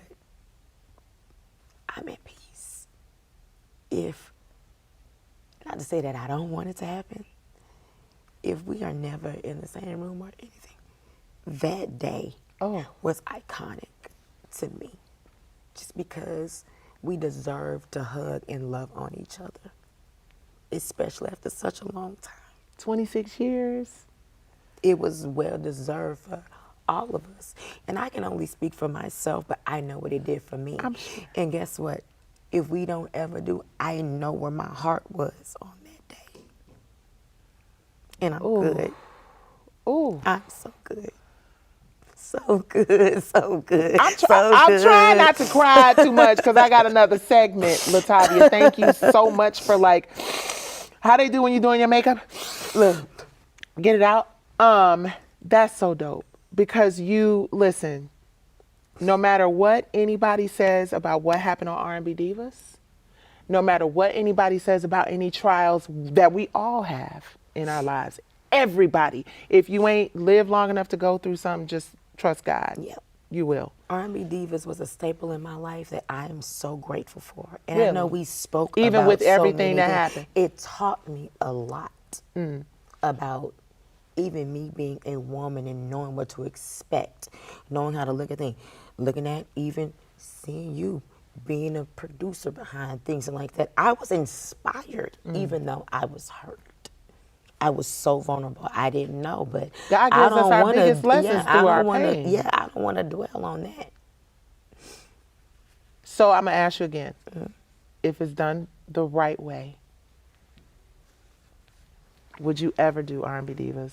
Some form of it, some form of the Some fun, behind the camera?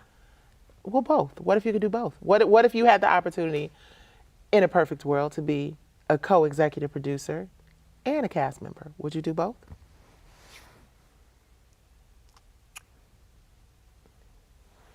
Let me tell you the positivity in what you just asked me. Okay. Ain't nothing wrong with a conversation, baby. I like that. I like that. I love it. I love that. And I understand why it's not an immediate yes, because it took a long time for me to get back to the place of even being like, I will put it together. I hate how that went down. Like I said, I was like, what happened? You know? God, if I had not had the experience I had on R&B Divas, it seemed like we saying the same thing. If I had not had the experience I had on the R&B Divas, I would not be sitting where I am today. I would not understand the importance of ownership. I would not understand the importance of sisterhood. I wouldn't understand the importance of forgiveness because I've forgiven everybody who is connected to that because I've had a chance to have the conversations. And I can honestly say, I don't want to step out and be so bold as to apologize for the women in your cast that you feel could have done better. But I can tell you this, speaking from Angie's perspective, you know, Angie is, I think every one of those women, hindsight being 2020, probably have had a chance to look back. And I'm sure that they would love to have the opportunity to give you a hug and a genuine apology for anything you may have felt. I'm assuming. I don't need them to apologize to me about that. But no, people got to talk through stuff. Let me tell you, I told Angie Stone, I said, Angie, if you apologize to me one more time, every time Angie sees me, Angie apologizes for R&B Divas. No, I'm not even playing with you. Really? Wow. Celine and I haven't had a chance to sit down, which I'm praying to God that we do have a chance to do. Keke, that's my sister, and it's just always, but I just knowing their hearts, knowing the manipulation that was happening behind the scenes. I hate you felt that way. And I know that they have to hate you felt that way. And sometimes we didn't even realize, sometimes you don't realize it when you're in the middle of it. Yeah. I'm going to be talking to Stacey Francis, who was R&B Divas LA. And she was one of those people where, you know, not to tease the episode too fast, but she bought into the producers telling her, hey, say this or do that. And people grow and learn and change. And I hope to God, I'm so sorry you went through that, Latavia. This ain't about TV. I love y'all, but y'all talking about sister to sister, soror to soror. Thank you. Right, and that's how I feel. God didn't bring us to it not to bring us through it. You know what I mean? And he don't put nothing on us that we can't hang. handle. And let me shout out, Latavia has someone in her corner and in her life. Ryan, baby, he is no joke. I've been talking to Ryan. He has your back. He's like, she got to be out of here. This is what it is. This is what she needs to get off her chest. I'm so 16, 17 years. It's been 7, 6. Has it been that long? We were just trying to do the math the other day. So we don't even know it's been so long. What? Oh my gosh. I used to date his brother. That's how I met him. No chances of rekindling that and just keeping it all in the family. Oh, he married now. Don't want him anyways. Is there anything, if you could say something to your fans and your supporters, and to anybody who has a question about where Latavia is coming from and where she's going, what would you say? The first thing that I would say to anyone, and anyone who has ever supported me or didn't, is thank you. There's so much love, so much hate, and all that it's made me be stronger. It's made me appreciate who I am and who it is that I can't change. I am who she is. Either love it or hate it. Hate me. That's up to you. But I love you regardless, no matter what. Nothing but love for me. Nothing but love. Thank you. She said, I am who she is. And I love it. So, okay, scooch over, because somebody about to come sit down with us. Okay. Somebody finna come. Do I have a Charlie horse? Almost. Somebody about Lord, to come sit down with us. Okay. It's okay. You ain't got to fight. Listen, I got you. Nuck if you buck. How about that part? Hey. It's going down. Sometimes So when we it's knew you were necessary. coming, and we know how excited you are and have been about being a new member of Sigma Gamma Rho Sorority Incorporated. So our producers asked a friend to stop by and say hello. You lying. No. You are lying. And then you come up in here looking all sexy. Hey, sis. Yeah. So, yes. So we know we have to, she's got babies to pick up, but tell them who you are and what you do, and then we got questions. Yeah, my name is Crystal M. Harris. I'm an actress, filmmaker, screenwriter, and producer.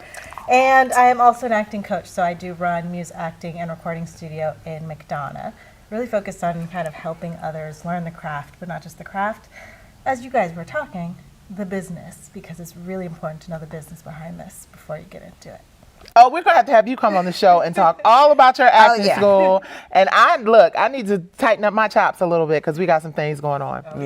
So we got to talk to her. So hearing her story and hearing what she has gone through, in groups of women, how does that make you feel as her line sister, as someone who... When I was listening to you, all I was thinking was, well, you really have that sisterhood now. It's us, it's our ship, but then it's also the greater sorority. We're all really here for each other. And it was such an experience being there with everyone. Yes. You just felt different. And so I hope you know that you have us. We got each other. Well, we are going to have much, much more from our sorors. We are going to have much, much, much more. This has been beautiful. I'm so grateful. Thank you so much, sister. I'm so grateful to meet my other soror, my new soror here. We here at ATL, so we're going to have Sigma Gamma Rho cocktails. There's so much that we need to be doing for our community. There's so much we can be doing to uplift and especially inspire. here. Exactly, right with here us in being the city. together. We need to get so much stuff and put stuff together. Even there's certain things that I want to do with the makeup, and I always say we can do like glam things. Always say we can go feed the homeless. It's so much stuff. Okay, that's Y'all heard it here. Y'all heard it here. We're gonna do all the things that we need to do to empower and lift our communities. Latavia, thank you so much. Thank you for sharing your story. Thank you. Thank you for being transparent. Thank you for listening. Of course. Like I said, it's been over a decade that I've wanted to get so much off my chest. I can put it to rest now. We can put it to rest. And you've inspired me, sister. You've inspired me because our stories mirror each other in so many ways. We're both parts of girl groups. We both went to R&B Divas expecting something that we didn't get. We both felt betrayed by people. And we both believe that whatever our experiences were have made us stronger. And we're both members. All of us are members of SIG. Let's give them one good E on the Yeah, way I'm out. about to say. Thank y'all for watching She Speaks Live. You can find, wait, where do we find you? I am Latavia on everything. Everything. I am Latavia. I'm Nikki Gilbert Daniels. Oh, where do we find you, Soror? I'm sorry. At Crystal M. Harris, Crystal with a K. At Crystal M. Harris, Crystal with a K.